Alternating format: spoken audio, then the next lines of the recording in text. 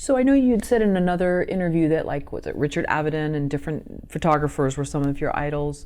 Francesco Savullo, I don't know, you just all the sort of these fashion photographers. So it seems like that was your aim at one time to do that, or products, and then when I was going to photography school, you pick mentors if you're fortunate enough to be motivated by them. In my case, I had Richard Avedon, I had Pete Turner, and I had, Scavullo, Annie Leibovitz. These are people I looked at as being somebody I'd like to be like. And when I finished school, I moved to New York, and it became, almost a surprise to me to realize that, well, I think I could make a living in LA. I don't need to live in New York, And I knew back then that lifestyle was more important to me than money. And I did not want to, leave my families, my friends, so I came back to LA and actually set up a business that way. Because I'm sure the allure of doing a Vogue cover, especially when you're just starting out, is probably enough to start. It's curious you say that, because as a photographer, starting out at the beginning of my creative career, I did everything. I did fashion, I did product shots, anything but a wedding.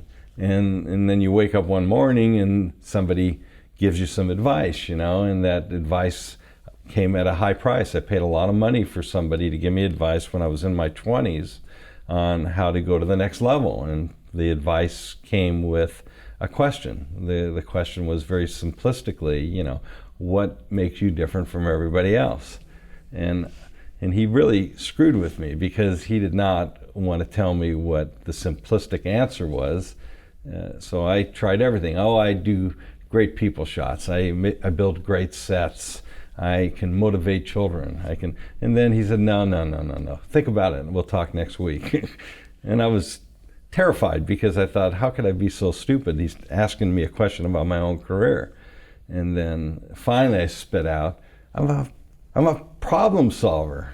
And the guy looks at me and I look at him, and he goes, finally, And that's really, kind of encompasses everything about creativity. How do you, make a documentary? You got to solve the problem. How do you make in my case, I came across a great idea for a TV show called The Cleaner, based on personal experiences. And how do you sell it? Well, you wake up one morning and you solve the problem. You got to figure out, in our case, since I was half filmmaker, half photographer, I started videotaping the highlights with the real person that the show's about. It was the first AMC drama that they made.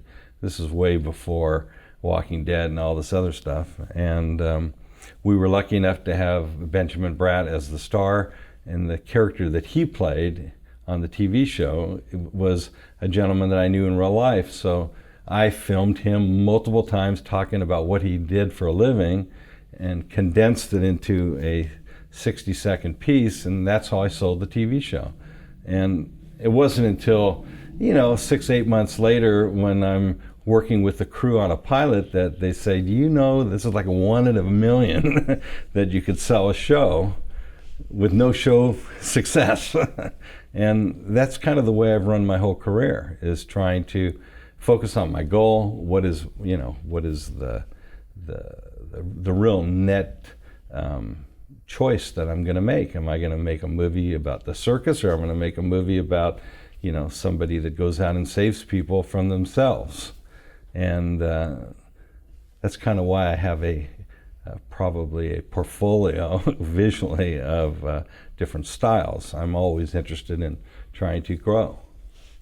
Well, speaking of growing, so looking back on that Mr. Miyagi, or whoever he was that was sort of mentoring you, do you ever think what would have happened if you hadn't met this person, as frustrating as that experience was for a little bit?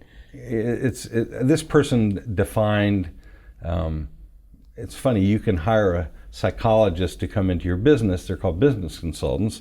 They come in, they try to read your mind, they try to read what your goals are, and they try to help you understand how to get there. And the most basic thing is, who are you? What do you really offer? And it's funny, because as you listen to other filmmakers talk, listen to other writers talk, you know, it all comes down to one thing, and that is defining what your goals are.